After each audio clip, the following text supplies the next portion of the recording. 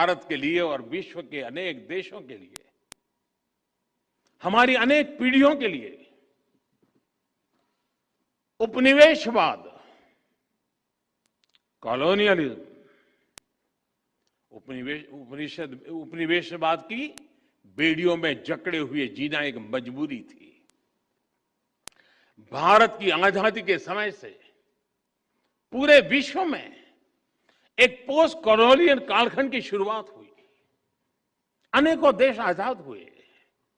आज पूरे विश्व में कोई भी ऐसा देश नहीं है जो प्रकट रूप से किसी अन्य देश के उपनिवेश के रूप में एग्जिस्ट करता है। लेकिन इसका मतलब यह नहीं है कि उपनिवेशवादी मानसिकता, कॉलोनियल माइंडसेट समाप्त हो गया है। हम देख रहे हैं कि हम मानसिकता अनेक विकृतियों को जन्म दे रही है। इसका सबसे स्पष्ट उदाहरण हमें विकासशील देशों की विकास यात्राओं में आ रही बाधाओं में दिखाई देता है। जिन साधनों से, जिन मार्गों पर चलते हुए विकसित विश्व आज के मुकाम पर पहुंचा है, आज वही साधन, वही मार्ग विकासशील देशों के लिए बंद करने के लिए प्रयास किए जाते हैं। पिछले दशकों में इसके लिए अलग अलग प्रकार की शब्दावली का जाल रचाया जाता है, लेकिन उद्देश्य एक ही रहा है, विकासशील देशों की प्रगति को रोकना। आजकल हम देखते हैं कि पर्यावरण के विषय को भी इसी काम के लिए हाईजैक करने का प्रयास हो रहा है। कुछ सप्ताह पहले हमने COP26 समिट में इसका जीवंत उदाहरण देखा है। अगर एब्सोल्यूट क्यूमुलेटिव एमिशंस की बात करें तो विकसित देशों ने मिलकर 1850 से अब तक, 1815 से अब तक भारत से 15 गुना अधिक उत्सर्जन किया है। अगर हम पर कैपिटा बेसिस की बात करें तो भी विकसित देशों ने भारत के मुकाबले 15 गुना अधिक उत्सर्जन किया है। अमेरिका और यूरोपीय संघ ने मिलकर भारत की तुलना में 11 गुना अधिक एब्सोल्यूट क्यूमुलेटिव एमिशन किया है। इसमें भी पर कैपिटा बेसिस को आधार बनाए तो अमेरिका और यूरोपीय संघ ने भारत की तुलना में 20 गुना अधिक उत्सर्जन किया है। फिर भी आज,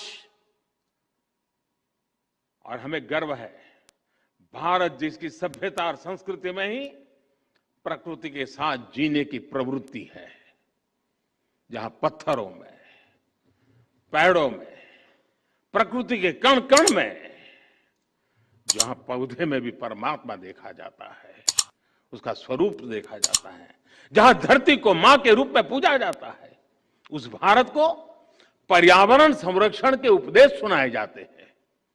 और हमारे लिए ये मूल्य सिर्फ किताबी नहीं है, किताबी बातें नहीं है। आज भारत में लायन, टाइगर, डॉल्फिन आदि की संख्या और अनेक प्रकार की बायोडायवर्सिटी के मानकों में लगातार सुधार हो रहा है। भारत में वन क्षेत्र बढ़ रहा है। भारत में डिग्रेडेड लैंड का सुधार हो रहा है। गाड़ियों के ईंधन के मानकों को हमने स्वेच्छा से बढ़ाया है। हर प्रकार की रिन्यूएबल एनर्जी, उस क्षेत्र में हम विश्व के अग्रणी देशों में हैं। और पेरिस समझौते के लक्ष्यों को समय से पहले प्राप्त करने की ओर अग्रसर अगर कोई है तो एकमात्र हिंदुस्तान है। G20 देशों के समूह में अच्छे से अच्छा काम करने वाला कोई देश है, दुनिया ने माना है, वो हिंदुस्तान है।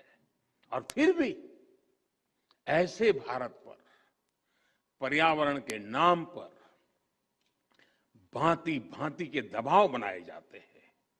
यह सब उपनिवेशवाद मानसिकता का ही परिणाम है। लेकिन दुर्भाग्य यह है कि हमारे देश में भी ऐसी ही मानसिकता के चलते अपने ही देश के विकास में रोड़े अटकाए जाते हैं। कभी फ्रीडम ऑफ एक्सप्रेशन के नाम पर, तो कभी किसी और चीज का सहारा लेकर। हमारे देश की परिस्थितियां, हमारे युवाओं की आकांक्षाएं, सपनों को बिना जाने समझे बहुत सी बार दूसरे देशों के बेंचमार्क पर भारत को तोलने का प्रयास होता है और इसकी आड़ में विकास के रास्ते बंद करने की कोशिश होती है। इसका नुकसान ये जो करते हैं ऐसे लोगों को भुगतना नहीं पड़ता है। इसका नुकसान भुगतना पड़ता है उस मां को जिसका बच्चा बिजली प्लांट स्थापित न होने के कारण पढ़ नहीं पाता।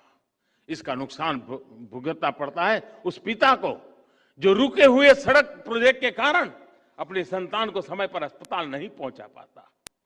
इसका नुकसान भुगतना पड़ता है उस मध्यम वर्गीय परिवार को जिसके लिए आधुनिक जीवन की सुविधाएं पर्यावरण के नाम पर उसकी आमदनी से बाहर पहुंचा दी गई। इस कॉलोनियल माइंडसेट की वजह से भारत जैसे देश में, विकास के लिए प्रयास कर रहे देश में करोड़ों आशाएं टूटती हैं, आकांक्षाएं दम तोड़ती है।